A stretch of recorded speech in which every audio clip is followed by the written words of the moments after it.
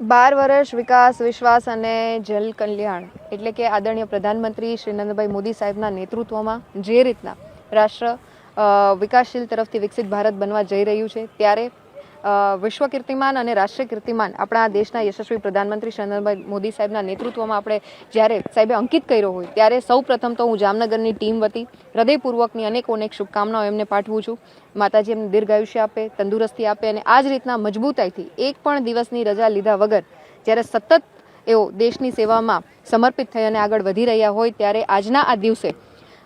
લોક ભાગીદારી સાથે સ્વચ્છતા અભિયાનની વાત હોય, વૃક્ષારોપણની વાત હોય, સાથે સાથે ધાર્મિક સ્થળો ઉપર પણ સ્વચ્છતા અને મહાઆરતીનું આયોજન કરવામાં આવ્યું છે. હું જામનગરની જનતાને ખૂબ હૃદયપૂર્વકની અપીલ કરું છું, વિનંતી કરું છું કે આ પ્રકારના અભિયાનો ફક્ત એક દિવસ નહીં પરંતુ 365 દિવસ ચાલનારા અભિયાન છે. જેમાં આપણને આપણું ઘર સ્વચ્છ ગમે છે એવી જ રીતના આપણો મહોલ્લો, આપણું મંડળ, આપણું જિલ્લો અને આપણું રાજ્ય પણ ક્યાંક સ્વચ્છતા તરફ અગ્રેસર થાય. અને ગુજરાત તો પહેલેથી જ 2 દાયકાઓથી જ્યારે મોડલ સ્ટેટ તરીકે આ રાષ્ટ્રને આગળ વધારવામાં સતત સહયોગ આપી રહ્યું હોય આદરણીય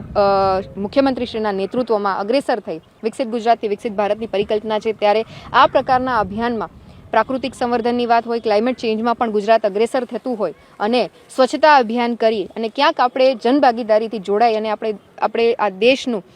સ્વચ્છતા તરફ આગળ વધારવા માટે એક કદમ જ્યારે શીર્ષસ્થ નેતૃત્વ દ્વારા આપણા બધાની વચ્ચે રાખવામાં આવ્યું કેમ કે વિશ્વના પ્રથમ એવા લીડર કે જેમણે હંમેશા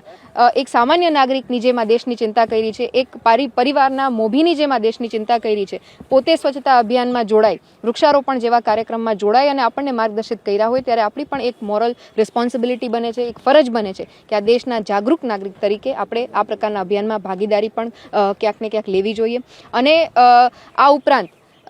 ગરીબોની વાત હોય, વંચિતોની વાત હોય, માતૃશક્તિની વાત હોય, યુવા વર્ગની વાત હોય કે ખેડૂત ભાઈઓની વાત હોય, એ 4 પિલર્સને પણ ક્યાંક ને ક્યાંક ન્યાય આપી અને સતત આવાસ યોજનાના માધ્યમથી, ફ્રી અનાજ અને રાશનના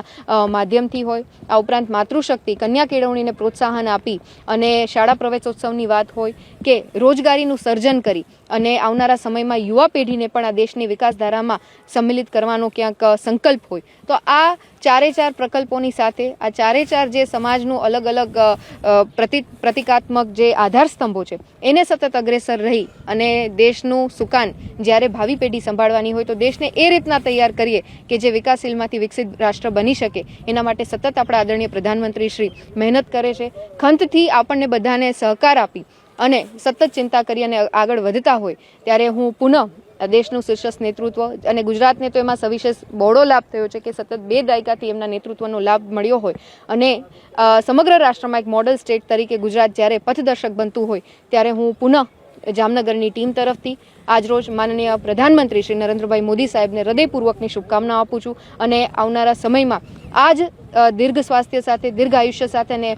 મજબૂત એમની નીતિ સાથે રાષ્ટ્રને વિકસિત ભારત બનાવવાની એમની જે સંકલ્પના છે એમાં સૌ સાથે રહી અને આપણે બધા આગળ વધીએ એવી અભ્યર્થના સાથે પુનઃ આદરણીય પ્રધાનમંત્રીશ્રીને હૃદયપૂર્વકની શુભકામનાઓ.